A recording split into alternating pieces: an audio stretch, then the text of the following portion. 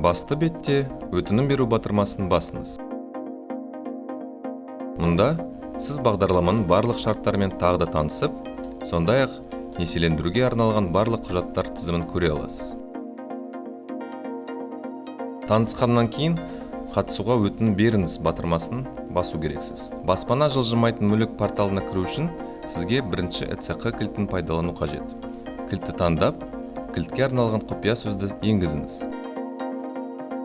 Әрі қарай сіз бағдарламаның шарттарымен танысқаныңызды растайсыз. Аймағыңызды таңдауыңыз керексіз. Және ЭЦК-мен қол қою батырмасын басу арқылы өтінішке қол қойыңыз.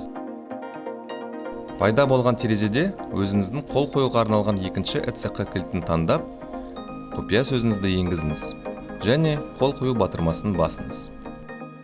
Енді сіз жіберу батырмасын міндетті түрде басуыңыз керек. Егер сіз жіберу батырмасын баспасаңыз, сіздің өтінішіңіз қабылданбайды. Осыдан кейін экранда сіздің өтініміңіздің нөмірі және банк бөлімшесіне жүгіну мерзімі көрсетілген хабарлама пайда болады. Сондай-ақ жеке кабинетте сіз өз өтініміңізді қарай аласыз және қажет болған жағдайда өтінішті жүктей аласыз. Сізге тезірек баспаналы болуға тілектеспіз. Сіздің отбасы банкіңіз.